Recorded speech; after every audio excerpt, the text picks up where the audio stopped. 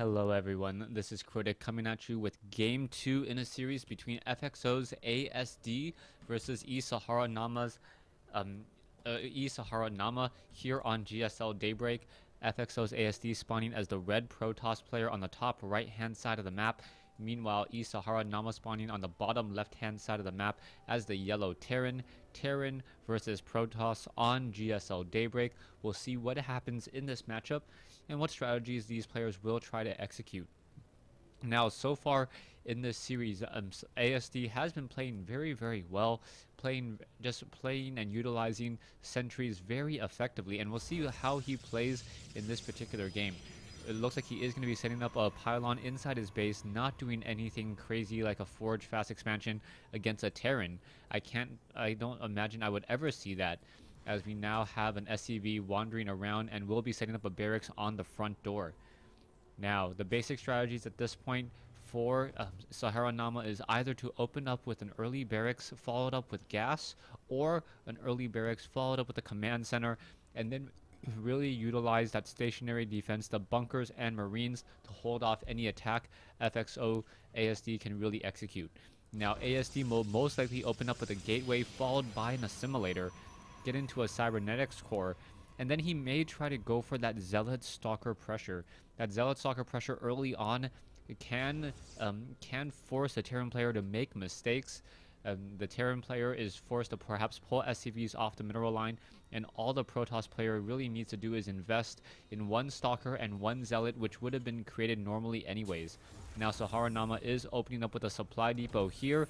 It is going to be a complete wall off now, so the probe not going to know any information inside this base. However, eShara Naama would not be able to set up this supply depot unless he either A, did not build gas, or B, cut his SCV production.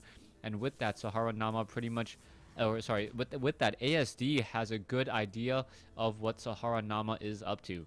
Taking a look at the inside of the base of ASD now getting up a cybernetics core, should be training up a zealot if possible, and then following up with a stalker. The zealot most likely going to be rallied out across the map in just a moment, as we also have a probe just sitting pretty far out here. The Marine is looking and trying to scout for that probe.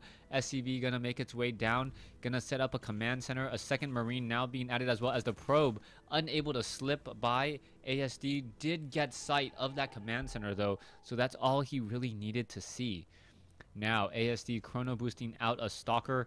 The zealot already coming in the play. Engineering bay has been placed down. The SCV taking a little bit of damage, and now that engineering bay will be sitting there just a little while longer, doing a bit of harassment and perhaps delaying any nexus.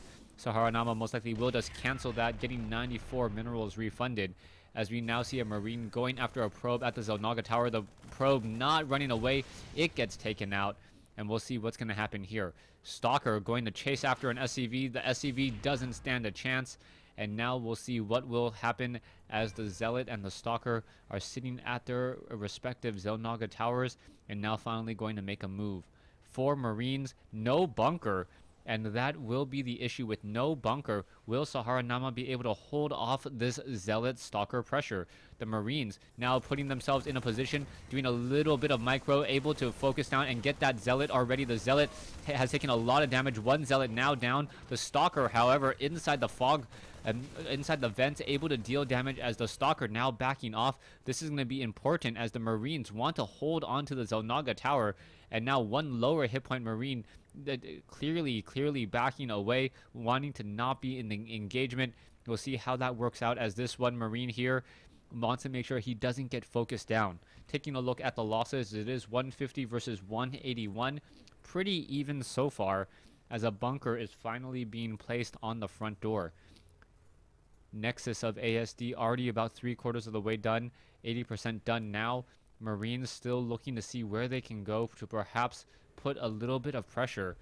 Harvester count 29 probes compared to 22 SCVs, as we now see eShara Naama running off of 4 barracks. Still no gas at this point though, so this is going to be an all Marine army, and how effective can it be is the key question. We can see that a robotics facility is coming online, but it will be quite some time before we see any Colossi. The Colossi would be the true counter to these Marines, as that splash damage does start to compound itself, especially when they start hitting 4 or 5 Marines. The damage total very, very high, as the Marines are simply just hiding in the vents and perhaps looking to destroy Stalkers and Sentries if they try to make their way up that ramp. 4 Stalkers, 2 Sentries holding the ramp now. We are getting into double gas in the main base, double gas at the natural expansion. We should see a tech lab being placed down, along with some reactors and maybe even a factory, as we're going to see Sahara Naama try to utilize heavy bioplay. There's the factory now being placed down. Still going to be a little bit of time before we see any tech labs or reactors, as still behind in terms of gas, as both players sitting even on food. One observer making its way out by ASD. ASD going to see this pack of Marines here, and if he tries to engage, he's going to have a very difficult time, as the Marines now trying to make their way over and get the free probe, or sorry, free observer, after the observer did reveal itself. Now, where are these Marines going to go? The Marines look like they're trekking all the way back home. There is one probe on patrol off over here. This Marine not going to really spot anything of importance. As the Marines now trek all the way back, you can see more supply depots being added on to the front door, perhaps to make a bit of a wall-in attempt and not allow SCVs, or sorry, Zealots to run into that SCV mineral line. One Marine did look up the ramp for just a second, realizing that there were a lot of Stalkers there, decided to back off. One observer in the air, making a move across the map, as the Stalkers, Sentries, and Zealots are going to be able to easily take down this solo Marine, and also perhaps this Marine as well. The Marine down to 5 hit points, it gets destroyed, but we are now finally getting Stim Pack, Combat Shield, and perhaps even Concussive Shell. Triple Tech Labs. You can see another reactor being placed down by the factory in order for the starport to double train up medevacs. Observer coming into play, and the food advantage has really shifted between these two players pretty consistently. ASD now has a 14 food advantage. Sahara Naama now catching up a little bit. It is now only a 7 food difference between these two armies, as the medevacs are being trained, and we see now a second starport being added. One observer in the air still doing its job, revealing a lot of scouting information inside the base. Sahara Naama perhaps not keeping track of his main production buildings, doesn't see the observer, and the observer simply just flying around. The Marines would be able to gain sight of that observer there, trying to make sure to stay away. There's a scanner sweep, nicely done, a little bit of a flicker, and Sahara Naama quickly scouts it out as the medevacs join in with the rest of this bio army. Stim Pack and Combat Shield will be done in a matter of seconds. Concussive Shell not too far behind, as we are now getting in an additional 2 medevacs for perhaps a 4 medevac drop. Zealots, Sentries, and Stalkers looking to perhaps run all the way back home, get in position, as this is prime drop time for a Terran player. He has the medevacs, he has the Marines, he has the Marauders, level 1 weapons upgrade. Not even started yet, surprisingly, as we are now going into Protoss ground armor. We now have 4 medevacs in the air, and we still have a factory now doing its scouting. Sahara Naama moving across the map with this factory. We'll see how much damage he is able to do, as he wants to make sure that ASD cannot establish his third base before Sahara Naama does.